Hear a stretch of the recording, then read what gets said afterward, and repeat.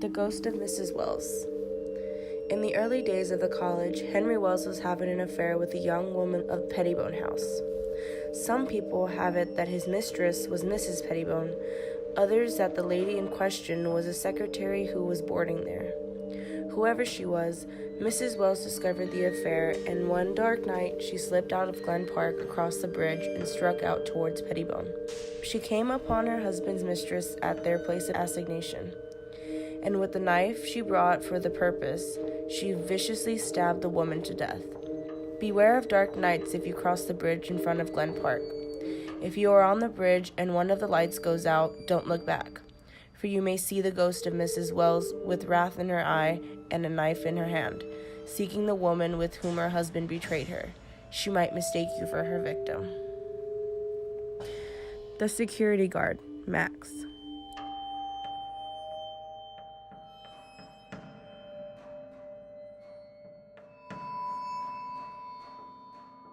Many years ago, there was a fire in the building where Morgan Hall now stands. A security guard, trying to get everyone out of the building, was forced to push some of the students down the stairs. All of them made it out of the building, but unfortunately the security guard did not. Sometimes, students feel a push from behind when descending the stairs of Morgan. It is the ghostly security guard Max, still trying to save them from the fire. The return of the security guard. One year, a political science major was studying in the library of Morgan Hall. It was very late when she finished, so she called security for an escort back to her dorm. Even before she could turn her head, security had arrived. That was fast, she said, but she didn't receive an answer. Instead, the security guard approached her and proceeded, to utter her disbelief, to walk right through her. He disappeared, never to be seen again. She, however, did not fare so well. She refused to set foot in Morgan Hall ever again. The Red Door. During one particularly snowy, cold, and harsh winter, the Wells College campus was hit by a terrible epidemic of influenza. A large number of students fell ill, and the weather prevented them from leaving campus. A small hospital was set up on the 4th floor of the college's main building, now a dormitory. The 6 students were quarantined, and a number of kind nurses stood watch over them, doing everything possible to ease their suffering. Unfortunately, many of the students died, and there was no place to store their bodies in the dead of winter. A room on the same floor was made into a temporary morgue, and the bodies were kept there until the families could make funeral arrangements. The door to this room was painted red so that no one would accidentally wander into their resting place.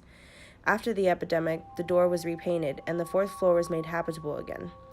Within a few weeks, the red paint bled through, and the other color as a testimonial to what had happened to the women who had died. Because the main building has been redecorated since this ghostly happening, no one knows which 4th floor room served as the morgue. The location, however, is the subject of great speculation. Many brave first-year students have been known to wander the 4th floor looking for the signs of the red paint.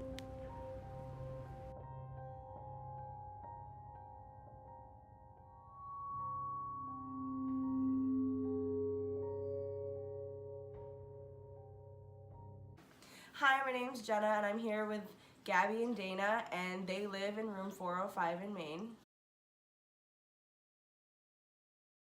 So supposedly this is one of the rooms that is haunted, or where the infirmary was, or where they had the morgue for the students who died from influenza.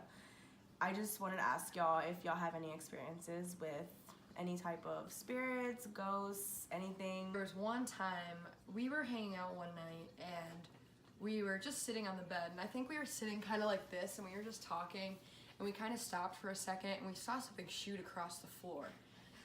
And I thought I was just like seeing things. And I go, she saw me looking at it weird, and she was like, "Did you see that?" I was like, "You saw that?" And so there was something that scurried across the floor, but there's obviously nothing in here. And so we make the joke that we have our pet Smokey the ghost rat that runs around in our room. Not that that has anything to do with sick girls. No, but It's funny. I can't say I've ever had like a person or like an actual, like a voice, a person that I saw, like other Well, your people. hair tie is weird. Yeah, that's my next story. is on the chair you're sitting on. I had a hair tie that I wasn't using, and I put it just on the little knob of that chair, and every time I came back to the room, it was on the floor. And so I have like doing jackets on the chair sometime, and so I'm like, oh, it must have fell off when I was taking it off or something. But I tested it because it happened and it was reoccurring a couple times.